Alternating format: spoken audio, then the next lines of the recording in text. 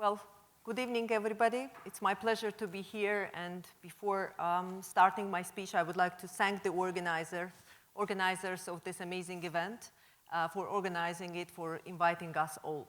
Well, I will be speaking about the future. We all ask question, what future holds for us? And I see here smart kids. And I'm sure that you are thinking about your future. You are thinking about your education. Your parents are asking this question. What future holds for us? I don't know that. But I would like to share my ideas. And I will be speaking about 3 directions. Labor, employment, lifestyle, and values. Of course, this is a much bigger subject. But since we have like 10, 15 minutes, we will be covering this aspect. Employment. How will employment of future will look like? How will the labor market of future will look like in 10 years, in 20, 50, 30 years?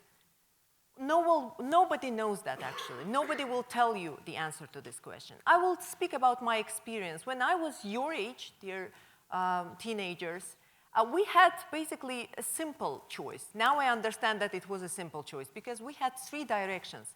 It was either humanitarian, let's say, subjects. You would go to university and you would become a lawyer, journalist, teacher. You would go to economic university, and this is the bankers, accountants. Or you would go to technical studies, like engineer in oil academy or doctor. So that was basically the thing, that was the choice that we had. And we had to prepare ourselves and submit our documents to the university, and that is when our career and our life started. And actually, the whole life and our, let's say, future consisted of 2 stages. First one was learning, and second one was working. And we could always predict how our future would look like. Like, I knew that when I graduate from university, I would go to some, let's say, office. I would work for a company. I would buy a house. I would buy a car. That was a first success. The second success would be buying an apartment or a house. And that was something that you could predict, at least. So now, looking at you, dear teenagers, I understand that your choice is much more complicated because actually you have to decide on what you want to do in life. You have to choose your profession, and now there are hundreds of professions that will absolutely disappear in years to come. They will transform, they will change their form. And actually, as most of the science fiction writers say, futurologists say that the education that you get now, the knowledge that you get now, might be irrelevant in 20 years to come. Our first speaker has very correctly mentioned that artificial intelligence is here, and how it will transform our lives, we don't know, actually. And your second challenge is that even when you choose your profession, it doesn't mean that you will be successful there. Because you will have to reinvent yourself. You will have to develop, work on yourself, on your skills every 3-5 years. And you will have to be able to adapt to the changes. So the skill that you should have for future is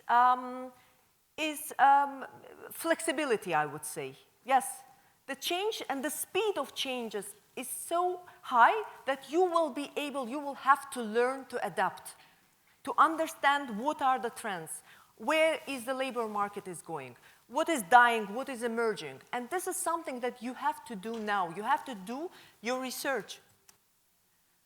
It's extremely challenging times. We are now living, all of us, in transition period. We see crisis situations all over the world. We see wars. We see global economy transforming. Why it's all happening? Because we are changing. We are living in a transition from one period of industrial stage. We are changing it and transforming into an information society. 300 years ago, it was agriculture going to industrial society. And now we are living in this transition period. This is the reason that we have all these changes. So as I said, labor market is developing. It is changing completely. You have to be very careful in choosing, in picking up what you like and choosing a profession for yourself. Like, I would like to speak about my experience. Before coming to Parliament, I was a marketing PR professional for many years, and looking back to my career, when I remember and when I look back, when I see how it all started, like when I came to marketing, PR, communication sector, the PR and marketing sector of that time was completely different from the marketing communication sector of a few years ago when I quit that sector. I will give you an example. For example, when we, like 10, 15 years ago, 20 years ago, marketing communication was something that you would go and you would see TV ads, you know, you would go and you see billboards all over the world, and every brand would sell you the product. And there were these big companies, branding, marcom companies. They would come up with creative ideas. Companies would pay huge amount of money for that companies. They would come up with beautiful logo, I don't know, creative campaign, like Ogilvy, BBDO, Landor, that big names, you know. You would even see them in some movies that you watch, you know, some creative guy coming, marketing person, and he's selling some product and it sells like that. Few years ago, everything changed because social media hijacked the whole, it hit the marketing industry. And those companies that didn't understand that, they disappeared from the market. Now no one is paying that huge amount of money for logo or for some kind of creative idea. Yes, content is the king. Consumer is there in social media, and you have to create a content to go and to take that consumer. So it's completely different approach to marketing and communications. And unfortunately, I believe that marcom industry was hit the most, but marketing professionals didn't know that. And you know what? The thing is that the whole, you know, this change, transition thing, that there will be artificial intelligence, it was predicted by people, by smart people. Even if you read the books of futurologists, of science fiction writers of last century, of 70s, of 80s, they would have predicted that. They were saying that there will be I think that you've seen all those movies when there's a big computer which hijacks the world and kills all the people, and there's a new era coming, you know, like the Terminator movie. So, but this is the thing that they've been predicting, but nobody would care about that. Nobody understood that, not governments, not ordinary people. And now we live in a stage when it all happened, but the big computer didn't come and didn't kill all of us. We have presented all of our data to the big computer, if you see what I mean. So, and there is that legend of Greek Cassandra. Maybe you heard of that. Cassandra was a lady, that's a mythology of Greek mythology. She was cursed because she would say some things, but people wouldn't believe that. So it's the same kind of story. So there are a number of professions that would disappear, that would change, transform their form, like accounting, like lawyer, like logistics, transport industry, because it's all will be automated. It doesn't mean that you don't. It doesn't mean that we will not have lawyers in the future. We will. We will have accountants, but you have to understand that it will be completely different type of a job. And you have to be ready for that. For example, in the United States of America, now there is a revolution in this logistics industry because there are dark warehouses, as they are called. They are dark because there are no humans inside. These are the warehouses with boxes and with robots being there. And there's one person who is like behind the laptop, and he is guiding what is happening inside. So that type of things. We already have in the world self-driving cars. Yes, it will take time when there will be legal base, when there will be infrastructure for it, but we are getting there. So my advice to you, dear kids, dear teenagers, you are not kids anymore, that you have to find what you love. That's absolutely essential. What you love, you have to work hard. And also, I think that all the changes come with opportunities and with challenges. I spoke about positive side. I believe that it was not negative, it was positive, because there are always opportunities of becoming someone that you like and seeing trends and picking up the right positions. But you have to understand that there's a pessimistic side to that. The competition is extremely high. It is extremely high. There will be unemployment all over the world because of this transition period. And you will also be told that work is not that important, that there is a new stage, you want to travel, you want to live your life. But my advice to you would be that do not listen. You have to work harder. You have to learn harder. You have to study, and you have to become professionals. Because the competition is so high that if you don't want to be in a situation when life flies away and you are being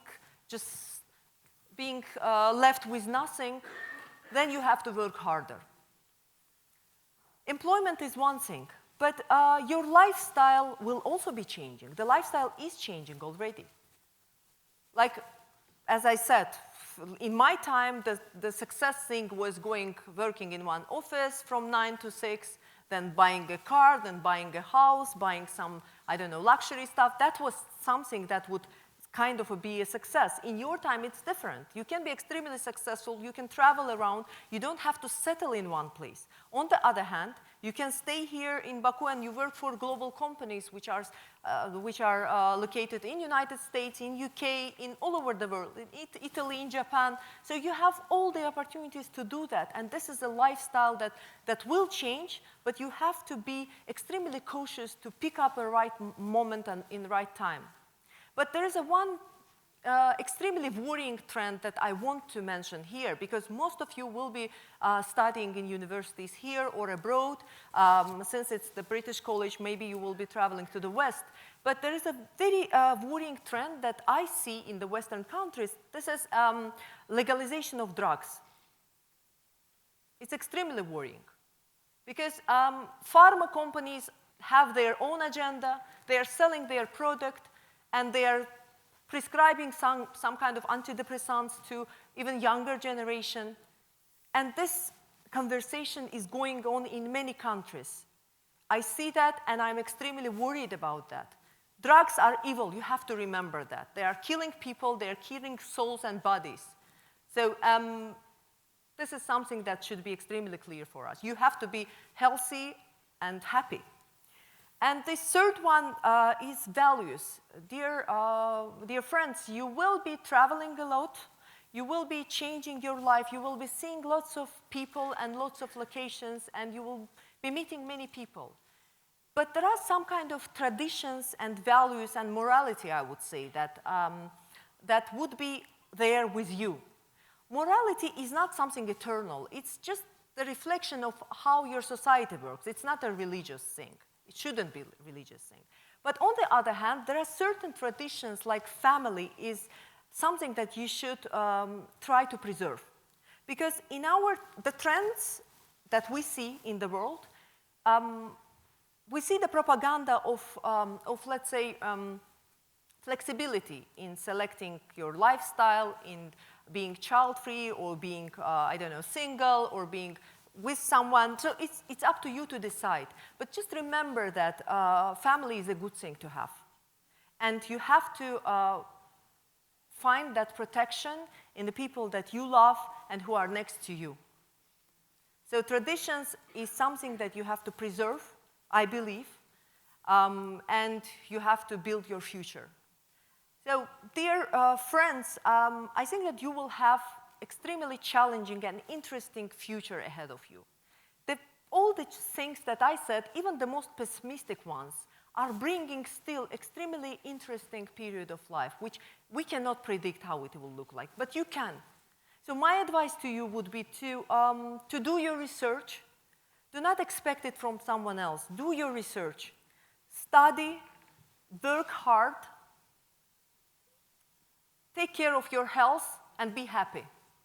You are the ones that will build future. When I was a child, at my generation time, you know, there were these kids, they were IT guys.